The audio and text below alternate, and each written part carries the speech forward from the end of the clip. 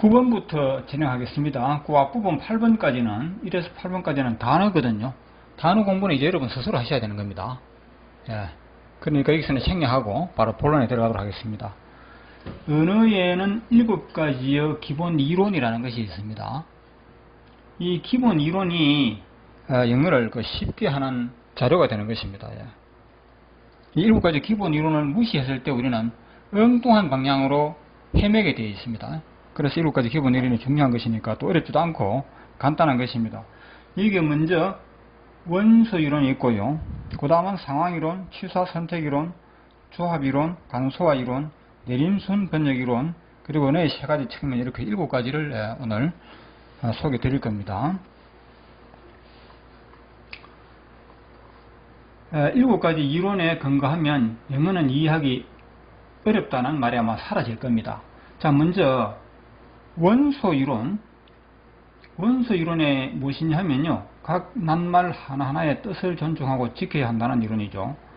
모든 낱말에는 그 낱말의 뜻이 있습니다. 뜻없는 낱말은 없습니다. 그렇죠? 우리말도 마찬가지예요. 모든 낱말에는 뜻이 있고 그 뜻을 존중해야 되는데, 그 낱말의 뜻을 존중하긴 하는데 원소적인 의미를 존중해야 되는 겁니다. 모든 낱말에는 원소적인 의미가 있다는 걸 알아야 돼요. 그걸 모르고 하면 정말 우리는 힘들게 됩니다. 방황하게 됩니다. 자, 원소적인 의미에 대해서는 좀 더 이따가 할 겁니다. 우선原문을 보죠. Man and woman, 남자 그리고 여자, 남자와 여자가 되겠죠. A man and a woman 이렇게 말했다면 이 의의 뜻을 살려야 되겠죠. 한 남자와 한 여자라는 뜻입니다. The man and the woman 했다면 이때 the라는 낱말의 뜻을 살려야 됩니다. the의 뜻이 무엇입니까? 그 아닙니까? 그 남자와 그 여자라는 뜻입니다. 이와 같이 원소 이론은 낱말의 뜻을 지키자는 너무나 당연한 말이지만 우리가 종전에는 이걸 무시했습니다. 무시하고 문법에 너무 치중한 나머지 어떻게 가르칠지 아십니까?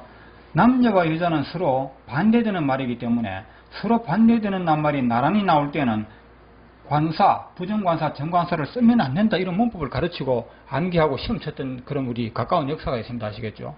예, 다 아실 겁니다. 공부를 하셨던 분들은. 예. 자, 원소 이론이 없었기 때문이라는 걸 우리는 알아야 됩니다. 그런 언어를 망치는 문법 같은 것은 우리는 더 이상 해서는 안 되겠습니다. 예, 어렵기도 어렵고 영어도 망치는 거죠. 또 보겠습니다. arrive at 서울, 서울에 도착하다. arrive in 서울, 이것도 서울에 도착하다는 말이거든요. 예. 그러면 arrive in 뭐뭐에 도착하다라고 숙으로 암기하겠단 말입니다. 예.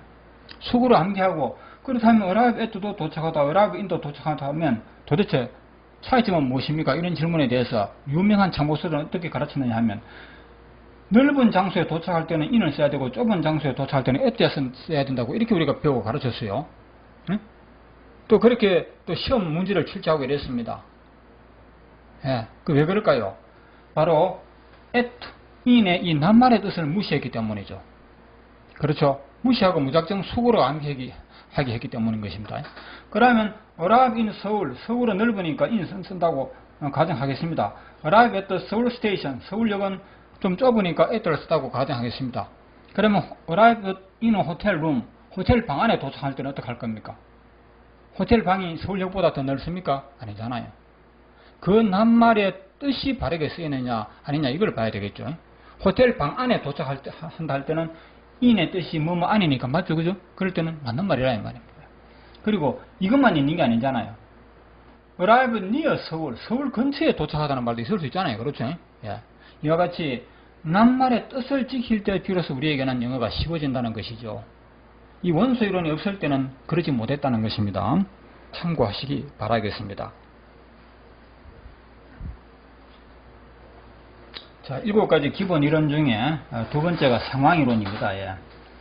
상황에 따라서 말의 뜻이나 성격이 다르게 나타난다는 그런 이론입니다.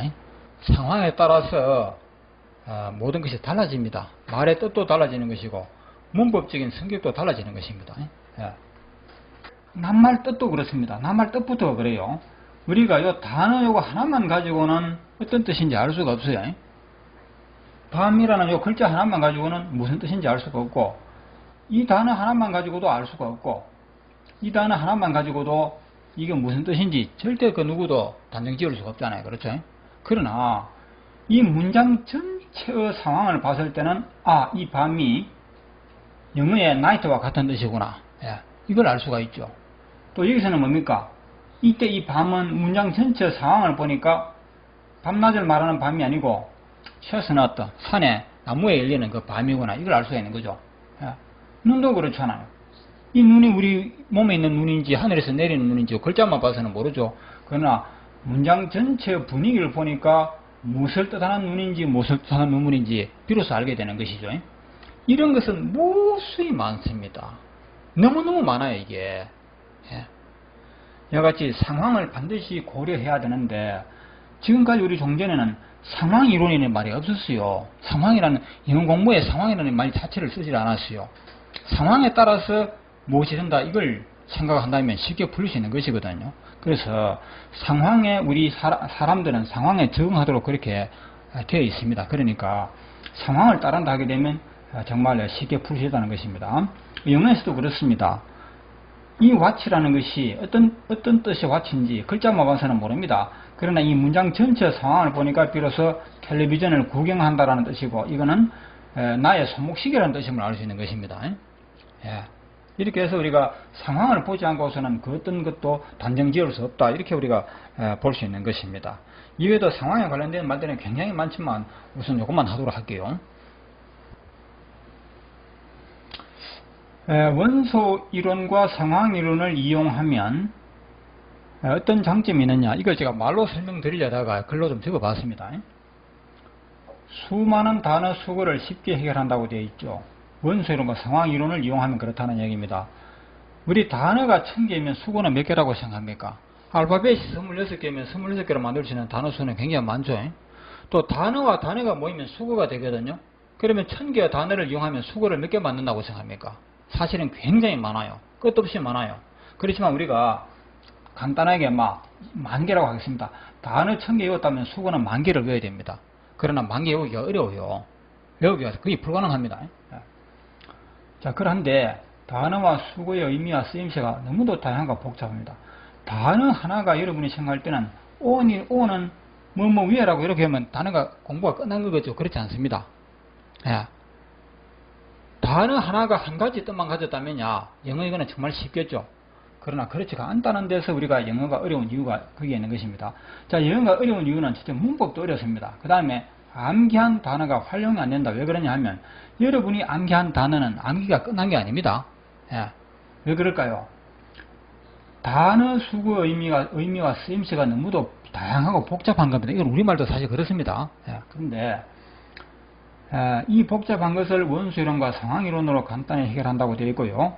복잡했던 문법도 100배, 절대 과장된 말이 아닙니다. 100배 더 쉬워진다, 간단하다, 이런 말이 나와 있는데, 우선 단어 하나가 가지는 의미가 우리말로 번역했을 때 얼마나 복잡하냐 하면요, 뭐뭐 위에 뭐뭐에 관하여 계속하여 켜져서 끊임없는 상연되는 판매되는 착용하여 의존하여 뭐뭐에 근거하여 소지하여, 이 정말 상상을 초월할 정도로 단어 하나가 가지는 의미가 많습니다.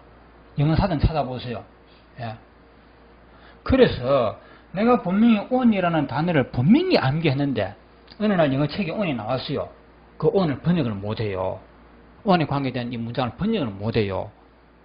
on이라는 단어를 외웠지만 이 단어를 제대로 활용을 못한다 이 말입니다. 그래서 우리가 영어를 어려워하는 것입니다. on만 그런 게 아니죠. 수많은 단어들이 거의 대부분이 다 그렇습니다. 얼마 전에 이런 말씀 드렸죠. 브라드 하게 되면 형이면 형, 동생이면 동생이라는 뜻으로 끝나야 되는데 형부, 시동생, 또 뭡니까? 남동생, 오빠 여러 가지 뜻이 있다고 그랬죠. 그렇지 않습니까? 우리말도 그렇잖아요. 우리말도 떨어지다는 말이 있으면 이게 무슨 사과가 땅에 떨어지는 것만이 아니죠. 시험에 떨어지다, 옷이 떨어지다, 그렇죠? 용돈이 떨어지다. 그 얼마나 뜻이 복잡하고 많습니까? 이 같은 문제를 해결하는 원천적인 방법은 바로 원소이론과 상황이론에 있다는 것입니다. 아시겠죠? 요걸 도입하면 쉽게 풀린다 이런 이야기입니다. 이 삘이라고 하는 이 단어가 계산서, 집회, 삐라, 광고, 전담, 벽보, 외선안, 진단서, 범죄란, 보고서, 뜻이 굉장히 많습니다. 이걸 여러분 암기할 겁니까? 그리고 암기 안 하면 또 몰라요. 그렇죠? 우리말에 떨어지다라는 것이 용돈이 떨어지다라는 뜻으로도 쓰이고 사과가 땅에 떨어지다 할 때도 쓰이고 그렇죠? 시험에 떨어지다, 옷이 떨어지다 다 알아야 되죠. 이거 다 모르고는 안 되잖아요. 마찬가지로 영어에서도 이런 복잡한 뜻을 다 알아야 돼요. 이거 모르고는 영어 안 돼요. 우리가 진짜 영어가 어려워하는 이유가 무엇인지를 여기에 있다는 걸 알아야 되는 것입니다. 이걸 우리는 잘 모르고 있지 않습니까? 단지 단어 외우면 영어 되겠지, 문법 하면 영어 되겠지 이래 생각하잖아요. 그래서 우리가 이런 문제를 쉽게 해결하는 방법을 찾지 아니하면 영어는 계속 어렵습니다. 아시겠죠? 예, 이 문제를 원소령과 상황이론이 간단하게 해결할 겁니다. 예, 그 점을 미리 안내를 드리는 겁니다. 브라도 소개되어 있네요. 그렇죠. 뜻이 많습니다. 그러면 단어 하나의 뜻이 많다면 이 단어와 단어가 모이면 수거가 되거든요. 이 수거의 뜻은 더 복잡해집니다. 그렇겠죠? 예. 그래서 우리에게 단순한 암기 방식으로는 영어를 쉽게 하기가 어렵고요. 이런 원소이론, 상황이론을 이용해야 된다는 것입니다. 아시겠죠? 앞으로 원소이론과 상황이론을 이용하여 여러분께 쉬운 영어를 안내할 겁니다.